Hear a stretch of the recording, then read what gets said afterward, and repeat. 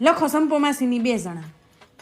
સંપુ માસી 2 જણા અને ધીરુ મામાને એને 2 કહી દો ને. હે એને 2 કહી દો. ધીરુ મામા 2 અને જયાભાઈ જયા ફઈને એકને કેવું ચાલશે. એકને કહી દઉં. હા જયાભાઈ 1. બાપુજીના છોકરાને કેવું છે કે ના ના એકને કહી દો ને વળી એમ થાય ને કે અમને કીધું નહીં.